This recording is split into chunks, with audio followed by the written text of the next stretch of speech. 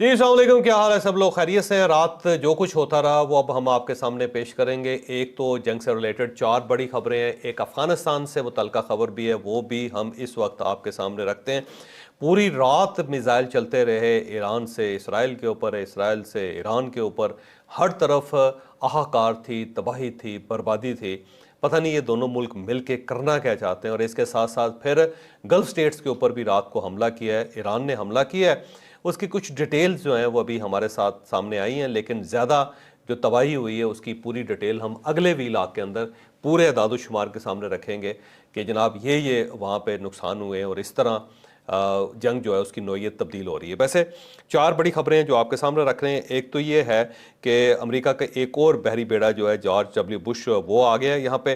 کتنے یہ جو جنگی بیڑے ہیں وہ مشرق وسطیٰ آ چکے ہیں اور اس کا کیا فائدہ ہوگا، پوری ڈیٹیل آپ اس ویلاگ میں ملاحظہ کریں گے۔ اور دوسرا یہ ہے کہ ایران اور امریکہ کے درمیان ڈائریکٹ رابطہ بھی ہو گیا ہے، اور یہ پہلا ڈائریکٹ رابطہ ہوا ہے۔ اس کا مطلب یہ ہوا کہ دونوں پھر معاملات کو سیٹل کرنا چاہتے ہیں۔ کس کا کس کے ساتھ رابطہ ہوا؟ پھر اس کے ساتھ ساتھ جناب جنگ کے اندر $120 بلین جو ہیں وہ UAE کا نقصان ہو چکا ہے، جبکہ امریکہ کو مزید $200 بلین چاہیے اپنی جنگ کو کیری کرنے کے لیے، لیکن UAE کے اندر جو ہے نا $120 ارب کا نقصان ہو چکا ہے۔ یہ نقصان کیسے ہوا یہ بھی آپ کو اس ویلاگ میں بتائیں گے۔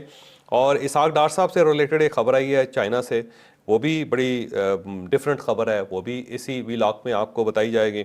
اور ساتھ ساتھ یہ ہے کہ آج بلکہ جس وقت یہ ویلاگ آپ سن رہے ہیں چین کے اندر پاکستان اور افغانستان کے مذاکرات بھی سٹارٹ ہو گئے۔ اب دیکھتے ہیں اس کا کیا نتیجہ نکلتا ہے۔ اور فرق صاحب کے پاس بہت زیادہ سوالات ہیں جو کل انہوں نے آپ کی جو میسیجز ہیں اس سے ڈرائیو کیے ہیں، اور وہ سارے جو سوال ہیں وہ بھی اس کے جواب آپ کے سامنے رکھیں گے۔ جی فرق صاحب چلیں میرے خیال پہلے تو کانٹینٹ سے شروع کر لیتے ہیں، کانٹینٹ سے سٹارٹ کرتے ہیں، اس کے بعد اینڈ پہ سوال کر لیتے ہیں۔ اور اس میں تھوڑا یہ بتا دیجیے گا بحری بیڑے ٹوٹل ہیں کتنے امریکہ کے میں پاس؟ وہ بھی بتاتا ہوں۔ اور کتنے سوال ہیں آپ کے پاس، کن کن لوگوں کے سوال ہیں؟ چلیں لوگوں کے نام تو بتائیں نا۔ لوگوں کے نام بتا دوں میں؟ لوگوں کے نام بتائیں، یہ تو پھر ریویل ہو جائے گا۔ چلیں ٹھیک ہے چھوڑ دیں، پھر رکیں جی، آپ ذرا تھوڑا سا سسپینس رکھیں، اس کے بعد آپ کے جو سوالات ہیں ان کے جواب بھی ہم دیں۔ سوال زیادہ رکھیں آج میں نے، سوال زیادہ رکھیں کیونکہ بہت زیادہ تھے، میں سب کو تو ٹیک کیئر نہیں کر سکتا، جتنا بھی لوگ کہیں گے ان کو سوالوں کے جواب ملنے چاہیے۔ بہرحال پہلی بات تو یہ ہے کہ یہ جنگی بیڑے جو ہوتے ہیں نا یہ بیسیکلی ایک ایروپلین کیریئر جس کو کہہ سکتے ہیں، یا جو فائٹر جیٹس کیریئرز ہوتے ہیں ان کو کہہ دیتے ہیں۔ پہلے ہوتا یہ تھا، بلکہ پوری دنیا میں یہی ہوتا ہے کہ آپ کو جو جہاز ہوتا ہے جو آپ جنگوں کے اندر استعمال کرتے ہیں جیسے جنگی جیٹس کہتے ہیں، ایسے ہی نا وار جیٹس ہوتے ہیں، اور اس کے لیے آپ کو سٹپ چاہیے ہوتی ہے، اور اس کے اندر سے پورا فضائیہ کا پورا ایک سسٹم ہوتا ہے جس کے اندر ریڈار ہوتا ہے، جس کے اندر پھر اس کا نیویگیشن سسٹم ہوتا ہے، پھر پیچھے کنٹرول سسٹم ہوتا ہے، اور پھر آپ کے پاس ایک سٹرپ ہوتی ہے، اس سٹرپ سے آپ فلائی کرتے ہیں، پیچھے آپ رابطے میں رہتے ہیں، اور اس کے بعد آپ فلائی کر کے آپ اٹیک کرتے ہیں یا پھر اپنا دفاع کرتے ہیں، اور پھر واپس آپ اسی سٹرپ پہ واپس آتے ہیں، ایسا ہی ہوتا ہے۔ تو امریکہ کیونکہ دور ہے پوری دنیا سے، تو اس نے اس طرح کیا تھا کہ اس نے سب سے پہلے ایک ٹیکنالوجی ڈیولپ کی، اس میں اس نے جنگی بیڑے بنائے، یعنی ایک بحری جہاز بنایا، اور اس بحری جہاز کے اوپر اس سے سٹرپس بنا دیں، ٹھیک ہے، اور وہیں پہ اس نے اپنے جہازوں کی پارکنگ رکھ دیں۔ تو اب یہ ہے کہ وہ جب ایک جنگی بحری بیڑا جب جاتا ہے تو اس کے اندر سب کچھ ہے، اس کے اندر سیٹلائٹ کمیونیکیشن ہے، اس کے اندر ریڈار ہے، اس کے اندر کنٹرول سسٹم ہے سارا، اور سارے سٹاف جو ہے نا سارے اس کے پاس سارے، اور پھر یہ کیونکہ سمندر کے اندر ہوتا ہے تو اس کے پاس آبدوزیں بھی ہوتے ہیں، یعنی یہ سمندر کے اندر بھی جا کے آبدوزوں ٹارپیڈوز بھی ہوتے ہیں ان کے پاس، وہ اندر سے جا کے دوسری آبدوز کو ہٹ کر سکتے ہیں۔ تو ایک کمپلیٹ سلوشن ہوتا ہے جنگ کا، جس کے اندر سولجرز بھی ہیں، سیلز بھی ہیں، اور ساتھ ساتھ جو ہے نا ان کے جو باقی سمندری فوجی بھی ہیں اور گراؤنڈ ٹروپس بھی ہیں اس کے اندر، پھر آپ کے پاس انجینئر بھی ہیں، پھر آپ کے پاس سیٹلائٹ ٹیکنالوجی کے لوگ بھی ہیں، پھر آپ کے پاس ریڈار سسٹم بھی ہے، پھر آپ کے پاس جہاز بھی ہیں، پھر اس کے اوپر پائلٹس بھی ہیں، پھر اس کے اوپر میزائلز بھی ہیں، آپ کے پاس ہر قسم کا میزائل جو ہے وہ بھی ہے، پھر آپ کے پاس ٹارپیڈو بھی ہے۔ تو ایک جنگی بیڑا جو ہوتا ہے نا اس کے اندر سب کچھ ہوتا ہے۔ لیکن جو صاحب یہ بڑا مہنگا بزنس ہے، بہت مہنگا، اسے بچانے کے لیے بھی اتنی ہی ٹیکنالوجی چاہیے۔ آپ یہ سمجھ لیں کہ پورا ایک ملک ہے جو آپ نے سمندر کے اوپر کریٹ क्रिएट किया हुआ है। क्रिएट किया हुआ है। आप देखें ना, जहाज खड़े हैं बिलियंस ऑफ डॉलर के, 70-75 तो जो है ना इब्राहिम पे थे।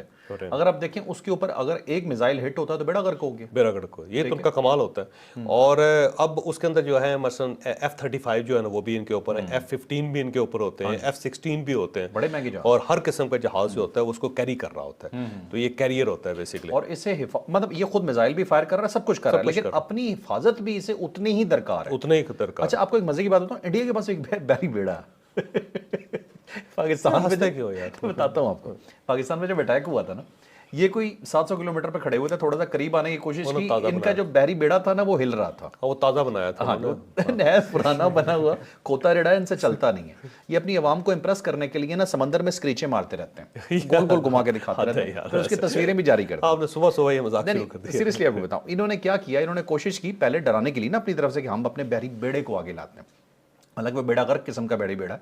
अच्छा, वो जैसे ही आगे आया तो वो डिसबैलेंस हो गया, वो सीधा पूरी जंग में वो बेड़ा सीधा ही नहीं हुआ। अब ये इंडिया को ना ज़रूरत नहीं है, क्योंकि ये सुपर पावर की ज़रूरत होती है, जिसने दूर तक मार करना हो, जिसने 10,000 किलोमीटर 15,000 किलोमीटर दूर जाके वैसे जंग लड़नी हो, तो उसके पास ये सारी चीज़ें होती है। इंडिया को एक सुपर पावर बनने का शौक़ है और उस शौक़ में वो बहुत अपना नुकसान कर चुका है, जबकि उसको ज़रूरत नहीं है। और चाइना जो है ना ताज़ा इस बिज़नेस के अंदर आया, उसने आहिस्ता आहिस्ता डेवलप किया अपने आप को, और कहा यह जाता था कि चाइना उस वक्त सुपर पावर बनेगा जब वो नेवी के ऊपर इन्वेस्टमेंट करना शुरू करेगा। तो पहले चाइना ने नेवी के ऊपर इन्वेस्टमेंट नहीं की, पाकिस्तान की नेवी ज़्यादा बेहतर थी उससे, और चाइना पाकिस्तान की नेवी की मदद लेता था। लेकिन अब उसे महसूस ये हुआ कि नहीं, क्योंकि उसका ख्याल ये था कि वो 2049 में जाके अपनी नेवी डेवलप करेगा, फिर जाके वो खुले समुद्रों के अंदर आएगा, खुले पानियों के अंदर जाके जंग की तैयारी करेगा, क्योंकि 100 साल हो चुके होंगे उसके बनने के। लेकिन अब उसे महसूस हो गया कि नहीं, वक्त तो उसके पास कम है, तो अब उसने बड़ी तेज़ी से उसके ऊपर काम करना शुरू किया और ख़ासी उसकी स्ट्रांग नेवी हो गई। तो बहरहाल 11 जंगी बेड़े हैं अमेरिका के पास, जो सबसे ज़्यादा लीथल वेपन है अमेरिका का, और ये पूरी दुनिया में किसी भी जगह पे जाके वहाँ पे जंग लड़ सकते हैं और वहाँ पे कैप्चर कर सकते हैं, और वहाँ से ये अपना झंडा लहरा सकते हैं। इनका अब एक और जो बैरी बेड़ा है उसका नाम है जॉर्ज डब्ल्यू बुश। ये हमेशा बैरी बेड़े जो है ना उनका नाम अपने जो प्रेसिडेंट्स हैं, एक्स प्रेसिडेंट्स हैं, उनके नाम पे रखते हैं।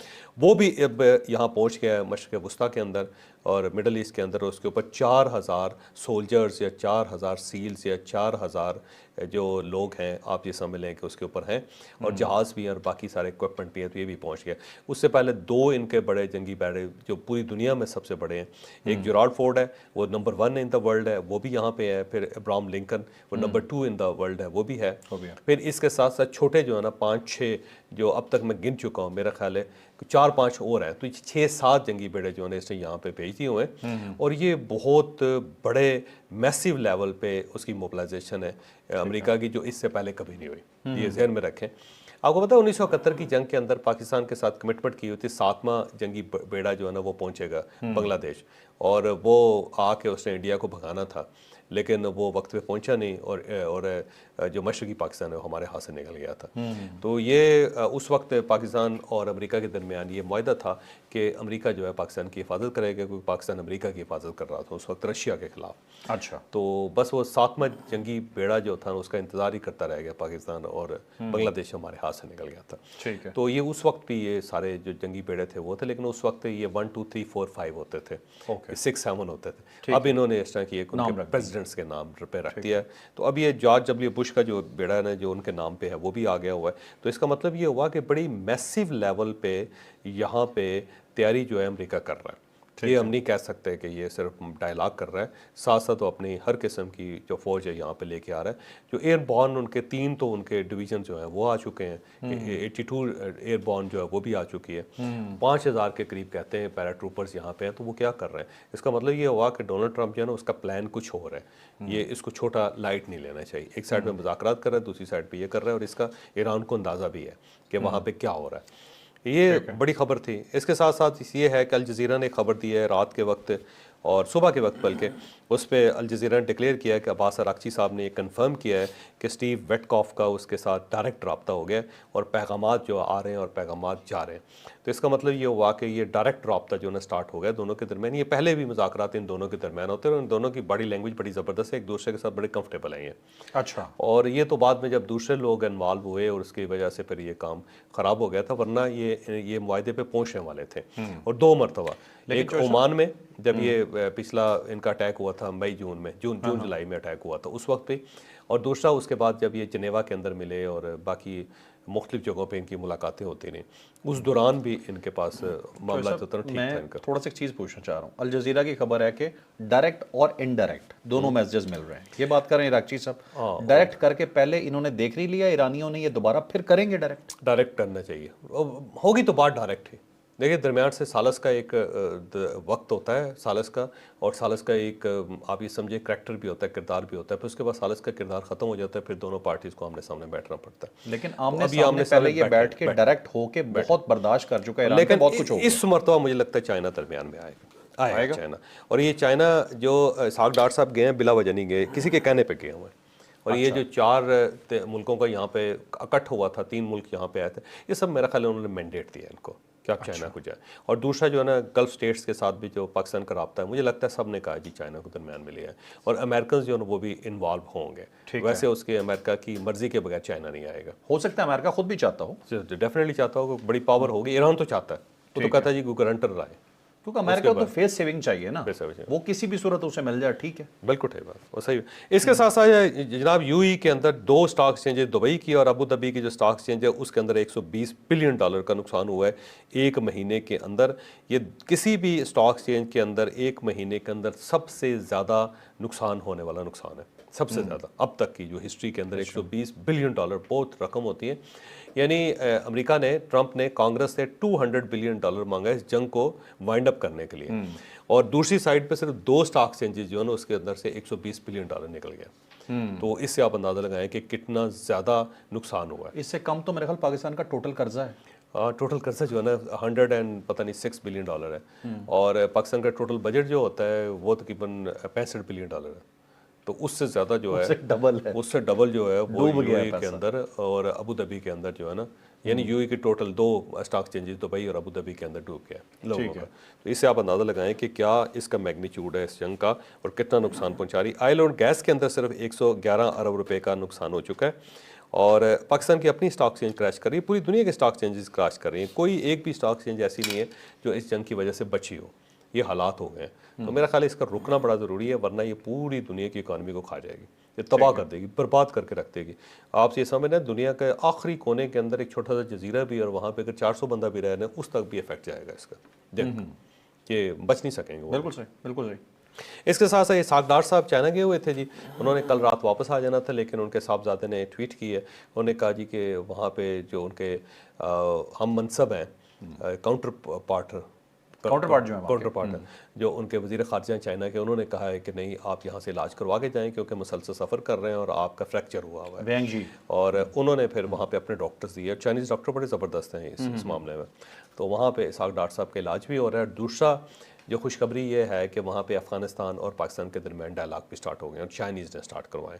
تو یہ بڑی اچھی بات ہے. اگر یہ معاملہ یہاں پہ سیٹل ہو جاتا ہے تو یہ جو 1 اپریل ہے یہ بہت خوشخبریاں لے کے آئے گا پاکستان کے لیے بھی اور باقی دنیا کے لیے بھی. ڈار صاحب جب مل رہے تھے نا ان کے, ہاں وہ رائٹ سائڈ پہ ان کا جو ان کے فارن منسٹر ہیں نا وینگی سے, تو وہ اشارہ کر کے باقاعدہ انہوں نے پوچھا کیا ہوا ہے, تو انہوں نے بتایا نہیں کچھ نہیں, تو وہ باقاعدہ نہیں ایسے نہیں, وہ پوری فوٹیج دیکھ کے ہی پتہ چل جاتا ہے کہ اس کے اندر واقعی وہ, اور وہ لیفٹ سائڈ سے انہوں نے ان کے ساتھ گلا ملا, آپ نے دیکھا ہوگا رائٹ سائڈ پہ, کیونکہ ان کا ہیئر لائن فریکچر ہے.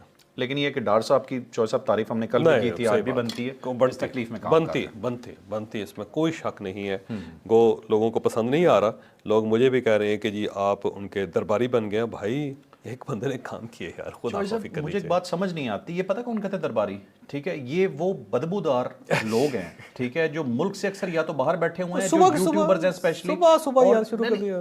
ایک ایماندارانہ بات ہے چوائس صاحب, جہاز کی بات ہوئی, ہم نے مخالفت کی سب سے پہلے کھڑے ہو کے. کوئی بات آتی ہے جو حکومت ٹھیک نہیں کرتی, ہم یہاں بیٹھ کے اسے تنقید کا نشانہ بناتے ہیں, سب کرتے ہیں جو بنتا ہے. اب کسی کی تعریف بنتی ہے تو کیوں نہ کریں, ٹھیک ہے. اب صرف اس لیے کہ پی ٹی آئی کے لوگ ناراض ہو جائیں گے اس لیے قوم کی تعریف نہ کریں. پنجاب زیادہ نا، تو پنجاب کا کمال یہ ہے کہ وہ تعریف کرنے کے لیے بندے کے مرنے کا انتظار کرتا ہے. بندہ فوت ہوگا تو پھر تعریف کریں گے، کہیں گے یار بہشتی جو ہے نا بڑا اچھا. ٹھیک ہے. نہیں اس کے علاوہ بھی چوائس صاحب ایک زندہ آدمی مجھے دیکھیں، مجھے پی ٹی آئی سے کیا اعتراض ہے. پی ٹی آئی کے کچھ بڑے جینون ورکرز ہیں، بڑے جینون قسم کے لوگ ہیں جو کہتے ہیں کہ نہیں ہم سب اکٹھے ہیں، ہمارے اختلاف ضرور ہے لیکن اور کوئی مسئلہ نہیں. لیکن کچھ لوگ ایسے بھی ہیں درمیان میں جو کہتے ہیں کہ پی ٹی آئی کے علاوہ سب کو گالی دو. یار پاگل بھی ہوتے ہیں، ہر جماعت کے اندر ہوتے ہیں، صرف ایک جگہ میں زیادہ آپ کو ایسے ہی نا بائسٹ ہو آپ، ویسے میں ہی کہتا ہوں. چلو ٹھیک ہے جی. سوال اب آتے ہیں جی کچھ خطرناک سوالات پہ. ٹھیک ہے. تو سب سے پہلا جو سوال میں کروں گا جی یہ ہے جی، ان کا نام ہے سیف الرحمان یوسف. ٹھیک ہے. ویسے محمد یوسف انہوں نے اینڈ پہ اپنا اور بھی لکھا ہوا ہے، یہ اکاؤنٹ تھا ان کا. اچھا وہ کہتے ہیں ماشاءاللہ یہ سر یہ بتائیں کہ جنگ کے بعد عربوں کا مستقبل کیا ہوگا؟ دیکھیں جو عرب ہے نا، ایک تو ذہن میں رکھیں کہ عرب ایک ایسی جگہ پہ ہیں، یہ سارے ملک جہاں پہ پانی نہیں ہے. میں پہلے بھی کہہ چکا ہوں کہ ملک صرف وہی قائم رہتے ہیں جہاں پہ پانی ہو. پانی ایک مین چیز ہے. آپ تمام پرانی سیولائزیشن دیکھ لیں، ساری دریاؤں کے ساتھ بنی ہوئی ہے. جہاں پہ دریا نہیں ہوتے وہاں پہ سیولائزیشن نہیں ہوتے.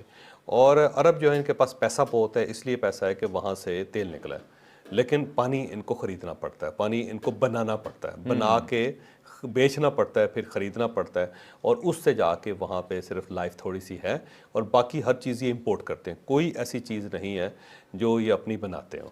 تو ایون خانہ کعبہ کے اندر بھی آپ دیکھ لیں کتنی چیزیں ہیں جو امپورٹڈ لگی ہوئی ہیں. ایون وہاں پہ جو نیچے ماربل ہے وہ بھی امپورٹڈ ہے. ان کا ہیٹنگ سسٹم، پھر ان کا کولنگ سسٹم، پھر ان کا آڈیو سسٹم، اور بالکل ان کا باقی ساری چیزیں.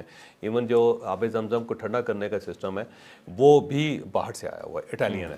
تو یہ چیزیں ثابت کرتی ہیں کہ سویلائزیشن جو ہوتی ہے جہاں پہ پانی نہیں ہوتی وہاں پہ کمزور ہوتی ہے. اور اس چیز کو عرب بھی انڈرسٹینڈ کرتے ہیں. اسی لیے عربوں نے اپنا جو سیکنڈ سٹیزن شپ ہے، جو اپنی انویسٹمنٹ ہے، وہ باہر رکھی ہوئی ہے. وہ کسی نہ کسی یورپین کنٹری کے اندر ہوگی، کسی سٹیبل سوسائٹی کے اندر ہوگی.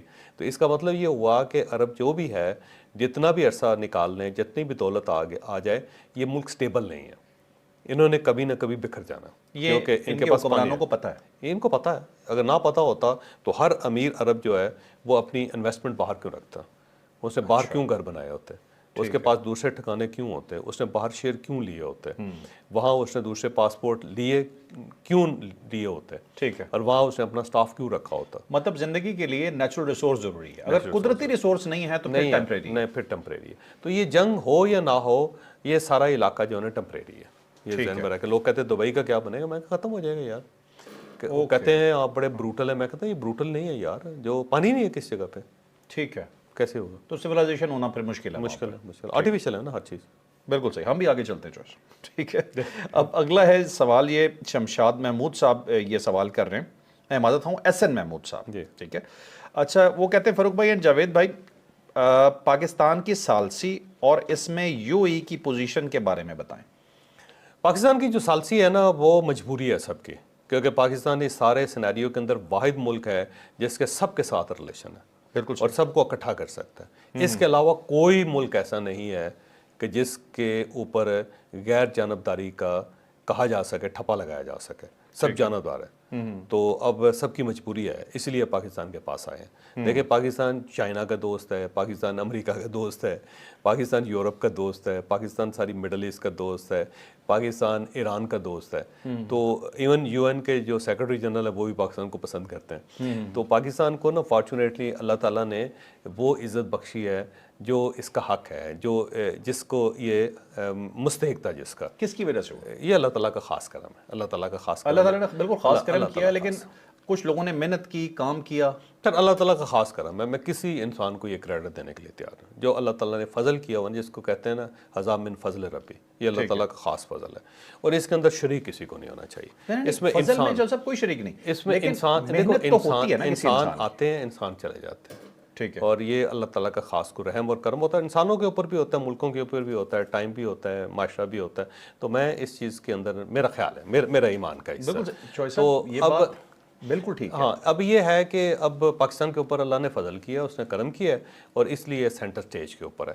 اور میرا خیال یہ ہے کہ پاکستان کے علاوہ ان کے پاس آپشن کوئی. چوہے صاحب یہی پاکستان 5 سال پہلے بھی تھا، تب یہ کرم اس طرح سے 5 سال پہلے جنگ بھی نہیں تھی. یہ بھی آپ 5 سال پہلے جنگ بھی نہیں اگر ہو جاتی تو حالت اور بری ہوتی. چلیں اس طرح بچ کے سائڈ پہ نہ نکل رہے ہو. اگلا سوال کریں آپ. نہیں پھنسائیں گے تو صحیح نا ہم بھی پھر. اچھا اب اگلا ہے سر, سوال ہے مبشر احمد صاحب. ان کا سوال بڑا ویلڈ ہے اور یہ بہت لوگ پوچھ رہے ہیں, جناب ہمیں صرف تعریفیں مل رہی ہیں لیکن ڈالر نہیں. تو یار یہ بڑا ویسے میرا نہیں خیال کہ مبشر صاحب یہ کوئی ایٹیچیوڈ اچھا ہے کہ آپ کہیں جا رہے ہیں تو آپ یہ کہیں کہ جی ہم جا رہے ہیں تو ہمیں کیا دیں گے, اور کہیں سے واپس آ رہے ہیں تو کیا لے کے آئے ہیں. یار عزت جو ہوتی ہے نا وہ سب سے امپورٹنٹ, بیسیکلی آج کل پی ٹی اے کا یہ سوال ہے, عزت سب سے امپورٹنٹ ہوتی ہے یار. ہر چیز کو ڈالروں میں نہیں ناپنا چاہیے, نہیں ناپنا چاہیے. جو پاکستان کو عزت مل رہی ہے میرا خیال ہے یہ ہمارے لیے کافی ہے. یہ ضروری نہیں ہے ہر چیز کو پیسوں میں نہیں تولنا, پیسوں میں تولنا کبھی بھی نہیں تولنا چاہیے. اور عزت رسپیکٹ ہوگی تو پیسہ خود ہی آ جائے گا, خود بہت آ جائے گا یار. اس میں پاکستان جو ہے درمیان میں ہے, انشاءاللہ تعالیٰ سارے دنیا جو ہے اس کی نظریں پاکستان کے اوپر لگی ہیں. اللہ تعالیٰ کا شکر ادا کریں. اور پیسہ جو ہے نا کسی اور کے دینے سے انسان کو امیر نہیں کرتا, ٹھیک ہے نا. کسی اور سے مجھے ملے گا تو میں امیر نہیں ہوگا, کمانا پڑتا. اور پاکستان کی ٹریجڈی یہ ہے کہ ہم خود کمانے کے لیے تیار نہیں ہیں. اور پاکستانی جو ہے نا سب سے زیادہ سب سے کم انویسٹمنٹ کرنے والا ملک ہے.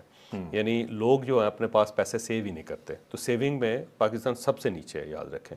انسان سیو کرے گا, انسان کمائے گا تو تب امیر ہوگا, اس کے علاوہ کوئی آپشن نہیں. جاپان نمبر 1 ہے کیونکہ ان کے جو لوگ ہیں ان کی جو اپنی سیونگ ہے وہ ملک کی سیونگ سے زیادہ ہے. اچھا ہاں جی ٹھیک ہے. اب یہ بھی ہے کہ اگر فرض کریں کہ وہ ڈیفالٹ بھی کر جاتا تو لوگوں کے پاس اتنی زیادہ سیونگ ہے کہ وہ سروائیو کر جائیں گے, وہ پورے ملک کو بھی ڈیولپ کر لیں. تو ان کو یہ چاہیے ہم سب کو کہ ہم سیو کرنا شروع کریں اور کمانا شروع کریں, اس سے جا کے امیر ہوں گے. یہ نہیں ہے کہ باہر سے پیسے آئیں گے, آتے رہیں گے, جاتے رہیں گے, ضائع ہوتے رہیں گے, پھر کے غریب. یہ جو بیکاری نہیں ہوتے, آپ دیکھو بیگرز ہوتے ہیں, وہ کیا ہوتا ہے روز وہ ایک بیگر کہتا ہے جی میری 10,000 کی دیہڑی لگی ہے, اگلے دن پھر وہ وہیں پہ کھڑا ہوتا ہے سگنل کے پاس, وجہ 10,000 سیو ہی نہیں کیے. یہ بھی تو ہوتا ہے, بازو کا دبا لیتے ہیں, یہ تو دبانے سے بھی کوئی فرق نہیں پڑتا, دبا بھی لیں بے شک, ٹھیک ہے چوہے کھا جائیں. چلیں اگلا چلتے ہیں. اجاز احمد صاحب کا سوال ہے, وہ کہتے ہیں جی کہ وہ سیدھا یہ پوچھ رہے ہیں کہ ایران نے ایئر فورس بلڈ کیوں نہیں کی. اس کی وجہ یہ تھی کہ اس کے اوپر پابندی تھی. 45 ایئرز جو ہے نا ایران کے اوپر پابندی رہی ہے, تو جہاز آپ کو مارکیٹ سے خریدنے پڑتے ہیں. تو جب آپ کے اوپر پابندی ہوگی تو آپ کو جہاز کہاں سے دیے جائیں گے, یا اکوپمنٹ آپ کو کہاں سے ملے گا. تو آپ سسٹم سے آؤٹ تھے نا جی. ایون آپ کو چائنا بھی نہیں دے سکتا. جب آپ کے اوپر پابندی ہے تو دنیا کا کوئی ملک جو ہے آپ کو فیسیلیٹیٹ نہیں کر سکتا. یہ جو جتنے ان کو سسٹم ملے ہیں اس وقت ملے ہیں جب رشیا کے اوپر پابندی لگ گئی. جب رشیا کو انہوں نے سسٹم سے باہر نکالا نا, اس کا $300 بلین کے اوپر قبضہ کر لیا امریکہ نے. ٹھیک ہے. اور اس کے بعد اس کو جب اس کے اوپر پابندی لگی تو اس پابندی میں اس نے کہا ٹھیک ہے میں اب پابندی تو میرے اوپر لگی ہوئی ہے, تو اس نے پھر ایران کو کچھ چیزیں بیچنی شروع کی. ٹھیک ہے. تو ویسے آزاد حیثیت سے آپ کسی ایسے ملک کو فیسیلیٹیٹ نہیں کر سکتے جس کے اوپر پابندی ہے. تو یہی وجہ ہے کہ وہ اپنی بحریہ کو اس لیول تک نہیں لا سکا, وہ اپنی فضائیہ کو اس لیول پہ نہیں لا سکا, اور انٹرنیشنل ویپنز نہیں خرید سکا, انٹرنیشنل سسٹم نہیں خرید سکا, کیونکہ اس کے اوپر پابندی تھی. اور جو کچھ اس نے بنایا ہے وہ اس کا اپنا ہے. اس کا اپنا ہے بالکل. اور بعد میں رشیا نے کو سپورٹ کیا, زیادہ انڈیجنس تھا اور باقی پھر رشیا نے خود بنایا. پھر ایک اور چیز بھی ہے صاحب کہ ایئر فورس وہاں جا کر واپس نہیں آ سکتی, درمیان میں تو کسی نے ریفیولنگ دینی نہیں تھی. تو اگر ایئر فورس جاتی ہے تو ون سائڈ صرف بمبارمنٹ ہی کر سکتی تھی, وہ جہاز پھر واپس نہیں آ سکتا. جہاز تو خریدتے نہیں, دیکھیں خریدنے ہیں نا آپ نے مارکیٹ سے, اور جب آپ کے اوپر پابندی ہے تو کہاں سے خریدیں گے. نہیں آپ خرید بھی لینا چوائس صاحب, تو یہ ون وے مشن ہوگا ایران کی سائڈ سے, واپسی نہیں ہو پائے گی, اس وجہ سے بھی شاید وہ نہیں کریں. یہی بات ہے. اچھا اب ایک سر سوال ہے, آخری سے پہلے والا وہ نہیں چودھری صاحب, یہ لوگوں نے سوال کیے, جواب ان کے بہت ضروری ہیں, لوگ بڑی محبت سے اس کوشچن کرتے ہیں. ٹھیک ہے. سنم ساگر ایک ہیں, ان کا کوشچن ہے کہ اگر ضرورت پڑتی ہے تو کیا پاکستان ایران کے ساتھ مل کے لڑے گا؟ نہیں, میرا نہیں خیال. پاکستان نے اپنی غیر جانبداری کو سیکیور رکھا ہوا ہے, اور یہ سب سے بڑی بات ہے. اور اس غیر جانبداری جو ہے نا اس کو سیکریفائز پاکستان کو نہیں کرنا, اور اس کا فائدہ ایران کو بھی ہو رہا ہے. اس کا فائدہ ایران کو بھی ہو رہا ہے. اور اگر یہ کسی ایک کا پارٹنر بن جاتا تو پھر یہ جو غیر جانبداری تھی وہ ختم ہو جانی. اور پاکستان کا یہی کمال ہے کہ اس نے اپنے آپ کو غیر جانبدار رکھا ہوا ہے اتنی خوفناک جنگ کے درمیان. ٹھیک ہے. یہ زبیر احمد صاحب ایک سوال کر رہے ہیں. ان کا سوال یہ ہے کہ چوئی صاحب وہ کہتے ہیں انڈیا کے بارے میں, وہ کہتے ہیں کہ سب کے پاس جو ٹیکنالوجی ہے نا جسے ایمرج کر کے لوگوں نے ایٹم بم بنایا ہے وہ تھی جرمن ٹیکنالوجی. یہ ان کا کہنا ہے, اس کے اوپر بیسیکلی میرے خیال اور بھی بہت سی آرا ہوں گی, لیکن وہ کہتے ہیں آئنسٹائن جرمن تھا نا ظاہر ہے. ٹھیک ہے. وہ کہتے ہیں اسی ٹیکنالوجی کو آگے بڑھا کے لوگوں نے ایٹم بمز بنائے, لیکن واحد انڈیا ایسا ملک ہے کہ جو کہتا ہے کہ ہماری ٹیکنالوجی اپنی ہے, تو یہ نہ ہو کہ یہ ٹیکنالوجی تیجس جیسی نکلے. نہیں, وہ ایسے کلیم ہی ہے نا. یہ بیسیکلی تو فزکس ہے, اور فزکس جو ہے نا انٹرنیشنل علم ہے. تو کیمسٹری ہے, انٹرنیشنل علم ہے, اور اس کے علاوہ فزیالوجی, اس کے علاوہ بایولوجی, ہر چیز انٹرنیشنل علم ہے نا. علم کے اوپر کوئی سرحد نہیں ہوتی ہے اس کی, اور کوئی اس کی نیشنلٹی نہیں ہوتی, سب کے لیے کامن ہوتا ہے. تو نالج تھا, اس نالج کے ذریعے سب ملکوں نے اپنی اپنی ایفرٹ کر کے ڈیولپ کیا ہے. پاکستان نے بھی تو خود ہی ڈیولپ کیا ہے نا جی, کسی نے دیا تو نہیں ان کو کہ یہ ایٹم بم لے جائیں اور ان کے کہنے کا مقصد ہے کہ بیسک شاید جرمن سے لیا سب نے پوری دنیا. آئنسٹائن جرمن تھا نا جی, لیکن انڈیا کہتا ہے, وہ کہتا ہے ہمارا اپنا. کہنے تھے کیا فرق پڑتا ہے. نہیں ویسے انڈین ٹیکنالوجی کے بارے میں تو سب کچھ چیزیں تو سامنے آئی تھیں. ایک تو یہ تھی کہ جو ان کی کیریئرز ہیں نا, کہ جو میزائل وہ کہیں گے کہ نیوکلیر اٹیک کر سکتے ہیں, ان کا فیول انڈیجنس تھا. اچھا, وہ خود بنایا تھا. ہاں وہ خود بنایا تھا, وہ گاؤں موتر. لیں جی اجازت ہے, اللہ حافظ. آخری بات ہے, پاکستان جو ایٹم بم ہے نا, پھٹنے کے بعد گوبر نکلنا ہے اندر سے. تو لائک شیئر سبسکرائب. زندہ باد. پاکستان زندہ باد.